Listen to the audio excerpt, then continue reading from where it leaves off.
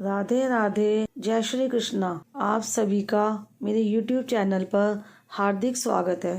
भगवान कृष्ण सदा आप और आपके परिवारजनों की रक्षा करें। आप सभी का दिन शुभ हो। आज की वीडियो में आप रसपान करने वाले हैं माघ मास महत्तम के 31वें अध्याय का। अगर आपने इससे पहले के अध्याय मेरे चैनल पर नहीं सुने हैं तो आप सभी से अनुरोध है कि इससे पहले के सभी अध्याय भी जरूर सुनिएगा। माघ माह महत्तम अध्याय 31। सिर्फ 9 दिन के माघ स्नान से स्वर्ग प्राप्त किया महापापी ब्राह्मण सुव्रत ने। कल हमने माघ माह महत्तम के अध्याय 30 में माघ स्नान के लिए मुख्य तीर्थों का वर्णन सुना। साथ ही माघ स्नान कैसे करें, क्या करें, माघ स्नान का फल जाना था। अब आगे राजा दिलीप को माघ स्नान में मुख्य तीर्थों और किए जाने वाले कर्मों के विषय में बतलाने के बाद वशिष्ठ जी बोले, राजन सुनो, मैं तुमसे सुव्रत के चरित्र का वर्णन करता हूँ। यह शुभ प्रसंग श्रोताओं के समस्त पापों को तत्काल हर लेने वाला है। ध्यान से सुनो। नर्मदा नदी के रमणीय तट पर एक बहुत बड़ा क्षेत्र ब्राह्मणों को दान में मिला हुआ गांव था। वह लोगों में अकलंक नाम से विख्यात था। उसमें वेदों के ज्ञाता और धर्मात्मा ब्राह्मण निवास करते थे। वह धन धान्य से भरा था और वेदों के गंभीर घोष से संपूर्ण दिशाओं को गुंजायमान किए रहता था। उस गांव में एक श्रेष्ठ ब्राह्मण थे जो सुव्रत के नाम से विख्यात थे। उन्होंने संपूर्ण वेदों का अध्ययन किया था। वेदार्थ के वे अच्छे ज्ञाता थे। धर्मशास्त्रों के अर्थ का भी पूर्ण ज्ञान रखते थे। पुराणों की व्याख्या करने में वे बड़े कुशल थे।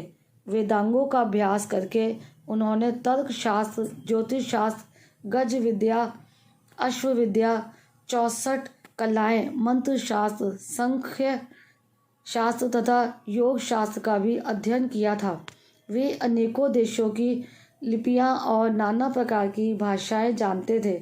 यह सब कुछ उन्होंने धन कमाने के लिए ही सीखा था तथा लोभ से मोहित होने के कारण अपने भिन्न भिन्न गुरुओं को गुरु दक्षिणा भी नहीं दी थी। उपायों के जानकार तो थे ही। उन्होंने उक्त उपायों से बहुत कुछ धन का उपार्जन किया। उनके मन में बड़ा लोभ था, इसलिए वे अन्याय से भी धन कमाया करते थे। जो वस्तु बेचने के योग्य नहीं है उसको भी बेचते और जंगल की वस्तुओं का भी विक्रय किया करते थे। उन्होंने चंडाल आदि से भी दान लिया, कन्या बेची तथा गौ, तिल, चावल, रस और तेल का भी विक्रय किया।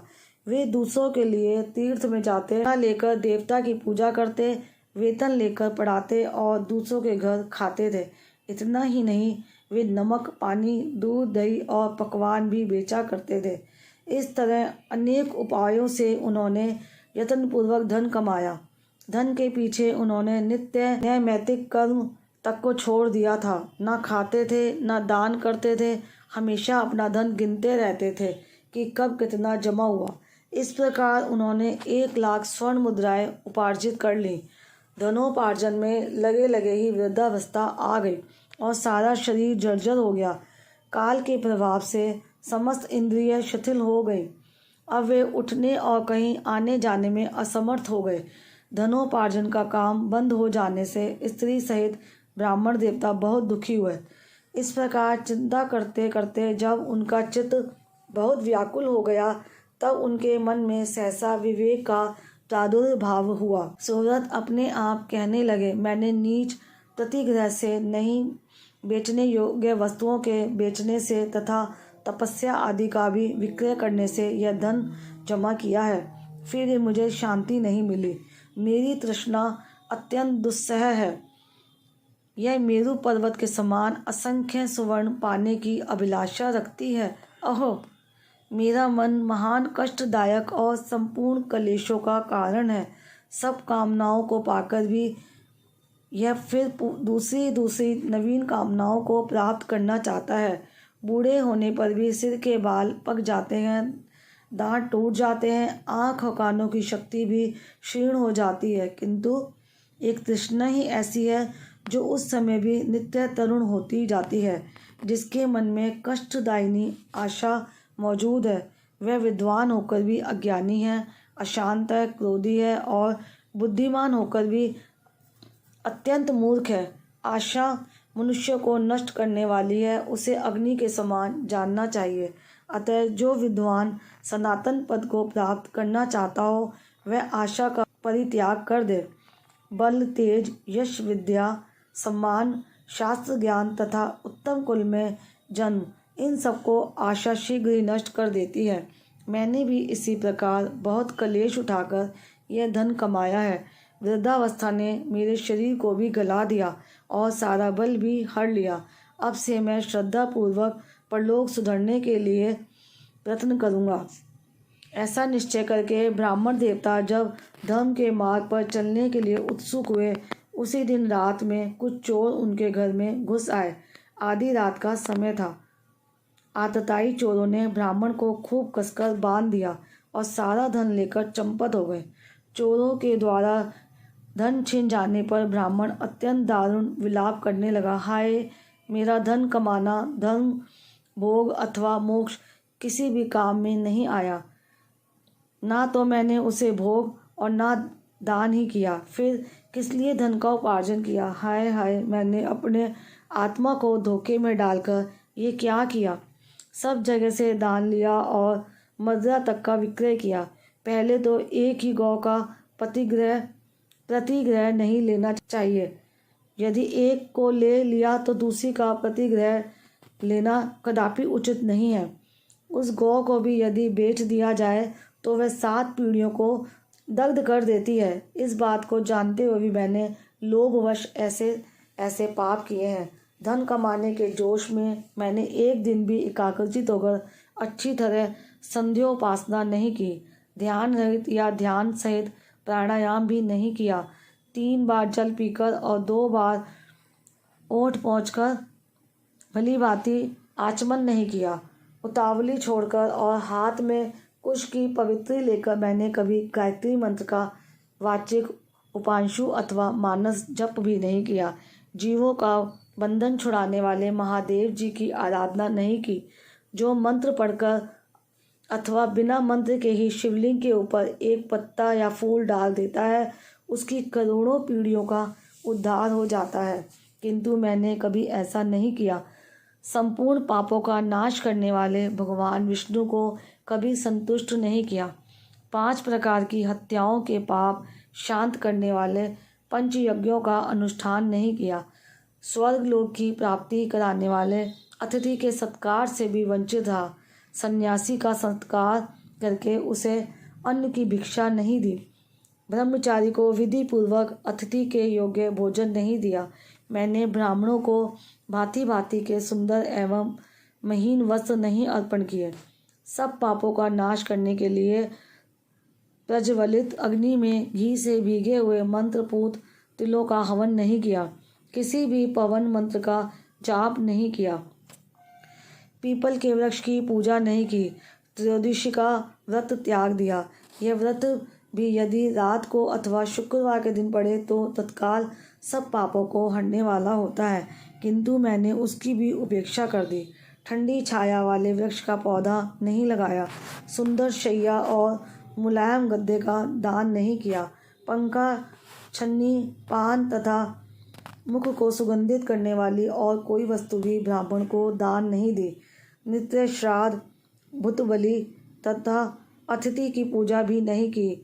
उपयुक्त उत्तम वस्तुओं का जो लोग दान करते हैं, वे पुण्य के भागी मनुष्य यमलोक में यमराज को, यमदूतों को और यमलोक की यातनाओं को नहीं देखते। किंतु मैंने यह भी नहीं किया। गौओं को ग्रास नहीं दिया। उनके शरीर को कभी नहीं खुजलाया। कीचड़ में फंसी हुई गौ को गौ लोक में सुख देने वाली होती है, मैंने कभी नहीं निकाला। याचकों को उनकी मुँह मांगी वस्तुएं देकर कभी संतुष्ट नहीं किया। भगवान विष्णु की पूजा के लिए कभी तुलसी का वृक्ष नहीं लगाया। शालिग्राम शिला के चरणामृत को नहीं पिया। एकादशी उपवास नहीं किया। शिवलोक प्रदान करने वाली शिवरात्रि का भी व्रत नहीं किया। वेद शास्त्र, धन, स्त्री, पुत्र, खेत और अटारी आदि वस्तुएं इस लोक से जाते समय मेरे साथ नहीं जाएंगी। अब तो मैं असमर्थ हो गया, कोई व्यापार भी नहीं कर सकता। क्या करूं, कहाँ जाऊं? हाय, मुझ पर बड़ा भारी कष्ट आ पड़ा। मेरे पास परलोक का राह खर्च भी नहीं है। इस प्रकार व्याकुल चित होकर सुव्रत ने मन ही मन विचार किया। ओह, मेरी समझ में आ गया। मुझे याद आया, एक समय जब मैं धन कमाने के लिए उत्तम देश कश्मीर को जा रहा था, मार्ग में भागीरथी गंगा के तट पर मुझे कुछ ब्राह्मण दिखाई दिए जो वेदों के पारगामी विद्वान थे। वे प्रातःकाल माघ स्नान करके बैठे थे। वहाँ किसी महाविद्वान ने उस समय एक श्लोक कहा था, माघे निमग्ना सलिले सुषिते विमुक्त पाप श्री दिवम प्रयंती। माघ मास में शीतल जल के भीतर डुबकी लगाने वाले मनुष्य पाप मुक्त हो स्वर्ग लोक में जाते हैं। पुराण में से मैंने इस श्लोक को सुना है। ये बहुत ही प्रामाणिक है, अतः इसके अनुसार मुझे माघ का स्नान करना ही चाहिए। मन ही मन ऐसा निश्चय करके सुव्रत ने अपने मन को सुस्थिर किया और 9 दिनों तक नर्मदा के माघ मास का स्नान किया। उसके बाद स्नान करने की भी शक्ति नहीं रह गई। वे 10वें दिन किसी तरह नर्मदा जी में गए और विधि पूर्वक स्नान करके तट पर आए। उस समय शीत से पीड़ित होकर उन्होंने प्राण त्याग दिया। उसी समय मेरुगिरु के समान तेजस्वी विमान आया और माघ स्नान के प्रभाव से सुव्रत उस पर आरूढ़ हो स्वर्ग लोक को चले गए। वहाँ एक मनवंतर तक निवास करके वे पुनः इस पृथ्वी पर ब्राह्मण हुए। फिर प्रयाग में माघ स्नान करके उन्होंने ब्रह्मलोक प्राप्त किया। माघ माह महात्म संपूर्ण। प्रेम से मन से जाप करते रहो। हरे कृष्णा कृष्णा कृष्णा हरे हरे, हरे राम राम राम हरे हरे। याद रखो, कलयुग केवल नाम आधार, नाम जाप से ही कृष्णा प्रेम और मुक्ति पाई जा सकती है। तो ये थी आज की वीडियो। उम्मीद करती हूँ आज की ये जानकारी आपको पसंद आई होगी। माघ माह महत्तम के अंतिम अध्याय का 31वें अध्याय का आपने रसपान किया। अगर ये वीडियो आपको अच्छी लगी हो तो वीडियो को लाइक, शेयर और चैनल को सब्सक्राइब करना मत भूलिएगा। चैनल को सब्सक्राइब करने के साथ साथ बेल आइकन को भी प्रेस ज़रूर करिएगा ताकि आगे आने वाली वीडियोस की जानकारी आपको समय पर मिल सके। राधे राधे, जय श्री कृष्ण।